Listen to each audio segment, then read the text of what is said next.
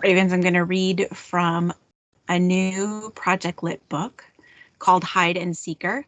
It's written by Daka Hermon, and I'm going to read from the sample in Libby, part of our Seattle Public Library Link partnership.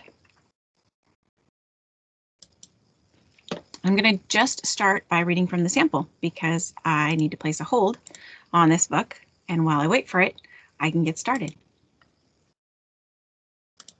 Chapter 1. Z never should have come back, not like this. Limp blue balloons and crinkled streamers are tangled around the mailbox at the end of Z's driveway. I adjust my sweaty baseball cap and sigh. Not even the decorations are excited about his welcome home party. A fat gray cloud settles directly above the house. Shadows play across the tattered roof shingles, and trails of dirt like black tears streak the windows. I shiver as beads of sweat roll down the sides of my hot face. Justin, a voice screeches. I spin around. My friend Nia skips down the sidewalk carrying a small wrapped box. Hey! She skids to a halt. Her long braids flap out behind her like a superhero cape in the wind. She extends her fist and smiles so big her dimples bite into her chipmunk cheeks. Hey! I bump her knuckles with mine. I haven't seen her since we met up for the 4th of July fireworks last week. They're illegal in Chattanooga, so the sky was lit up most of the night. I love that shirt, she says. I study my wrinkled Star Wars shirt. Most of the design has faded. Only the outline of Darth Vader's helmet and the words I am remain. Let me fill in the blank. I am happy to see you, she says with a giggle. I roll my eyes and point to the box she's holding. What's that? A welcome home present for Z. New paintbrushes. She bites the corner of her lower lip. It's from both of us. I figured you'd be thinking about other things. Yeah, my other things list is so long I trip over it when I walk. I shift from foot to foot. Thanks. She stares at something over my shoulder. That's the second one I've seen since I left my house. I turn. A police car cruises down the street. There's been a lot more patrols lately. Come on, she tugs me up the driveway. I drag my feet. We're early. Maybe 404 days, said Nia. What? Z disappeared 404 days ago. It's been 1 year, 1 month, and 9 days since we've seen him. That's a long time. It's still fresh. I didn't think things could get any worse after Z went missing, but 7 days after that, I was proven wrong. I trip over my feet as Nia pulls me up the creaking porch steps. The front door flies open. Mrs. Murphy, Z's mom, stands in the doorway smiling like she won the Tennessee Mega Lottery. She didn't. Y'all came. I wasn't sure Zachariah is going to be so happy, says Ms. Murphy. Z's real name is Zachariah Murphy. His mom named him after some prophet in the Bible. We call him Z because it's easier and sounds cooler. No offense to the Bible guy. How are you, sweetie? Your family okay? The questions sprint out of Mrs. Murphy's mouth like they're in a 50-yard dash. Nia nods. Yep, we're all good. We just got back from our family reunion. Was it fun? Mrs. Z asks, running her hand over Nia's long braids. Yeah, I got to see my grandma, Nia says with a heavy sigh. She didn't remember me at first, but my mom told me forgetting stuff can happen when you get old. That's true, says Mrs. Murphy. Well, I don't like it, says Nia. I wish people didn't have to grow old. My grandma can't even move around that much, but we still had some fun. We played our favorite game. Did you know? I'm glad you were able to spend some time with her, said Mrs. Murphy. Yeah, Nia says quietly, and then she smiles. It's not as bright as usual. Did you know about 96% of families create cool t-shirts for their family reunions? Nia snorts. Nope. We're part of the lame 4%. She holds up the present. We brought Z something. It's not a t-shirt. You didn't have to do that, but I'm sure he'll love whatever it is, Mrs. Murphy pats Nia's cheek, and thank you for the care package. It meant a lot. Care package? Great. I feel lower than gum on the bottom of a shoe since Z was released from the hospital 2 weeks ago. I've only stopped by once to tie a welcome home balloon on the mailbox. I didn't even go inside to see him. Worst friend ever should be tattooed on my forehead in all caps. It's just I didn't want to see him so messed up. Still don't. Mrs. Murphy turns to me. Hi, baby. She tucks me close. Air swooshes out of my lungs. A mom hug. 1 week after Z disappeared, my mom died. That means it's been 397 days since I've heard her voice, seen her smile, felt her arms around me. I sink into Mrs. Murphy's body, round, soft body. She smells like flowers and chocolate. For a moment, I can pretend she's mine. Then a tidal wave of sadness crashes over me. 397 days. I know Nia didn't mean to do it, but now I have to count the count stuck in my head. I've heard people say that losing someone doesn't hurt as much after a while. They're wrong. The pain is still there, but it's not constant. I have sneak attacks. You feel okay for an hour or a day, then bam, you experience the heartbreak all over. I wiggle free from Mrs. Murphy. Her piercing gaze roams over my face. I pretend not to notice the puffiness under her eyes. How you doing, she asks. I slide my hat back over my short locks. I'm good. With a weak smile, she straightens her loose dress. I want to thank you again for taking out my trash and cutting the grass while Zachariah was gone all the time. You were dealing with, I had to mow other lawns anyways, and I didn't mind helping out, I say. Z would have done the same for me. Mrs. Murphy squeezes my shoulder. Sorry I wasn't able to be there for you when your mom. Oh, it's fine. My chest tightens. I stuff my trembling hand into the right back pocket of my jeans and clutch a knobby puzzle piece. After several deep breaths, the pain in my chest eases. I told Z about your mom, she says softly. I bite the inside of my cheek. Was he okay? Another person he loved was gone. Z's dad died in a car accident when he was 4. Mrs. Murphy blinks hard, and I hope she doesn't start crying. I couldn't handle that. It's been hard for him. Everything's hard right now. I nod. He would have wanted to say goodbye, be there for her funeral. That's another reason why his disappearance was so strange. He'd never miss it on purpose. When Z was gone, I always had this feeling he was close, but she swallows hard. Yeah, I get it. Sometimes I was like Z was right beside me, like I sensed his presence, but I think it was because I missed him so much.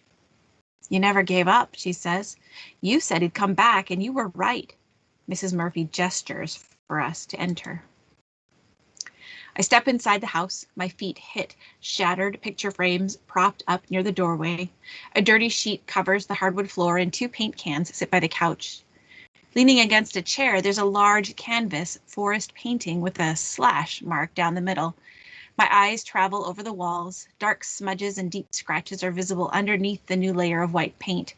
I shudder as a chill tiptoes up and down my spine.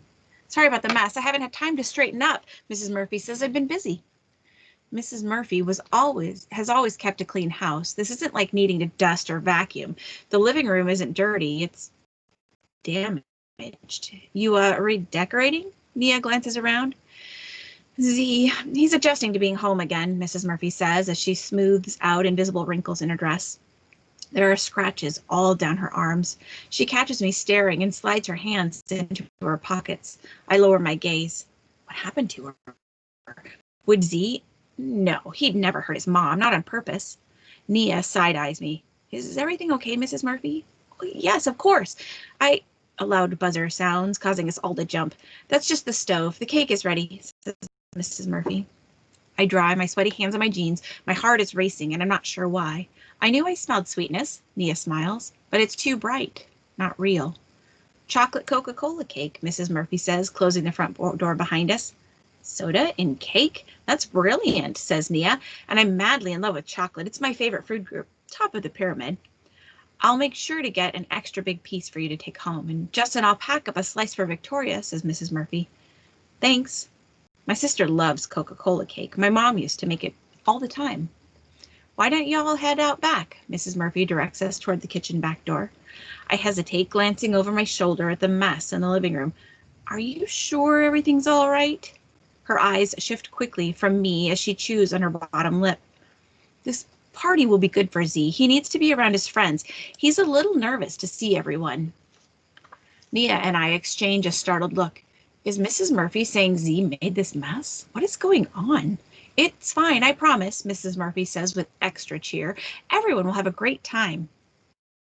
She stares, her eyes pleading for us to agree. I have so many questions rattling around in my head, but I don't feel like I can ask them.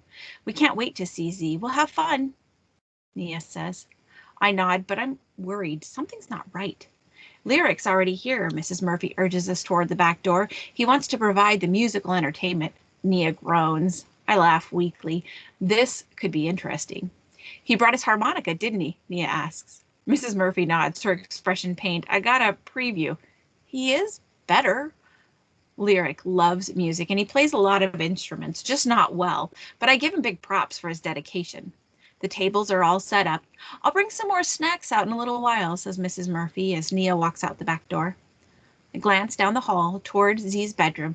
3 gold dead bolts on the outside of his door catch my eye. My gaze darts toward Mrs. Murphy. What?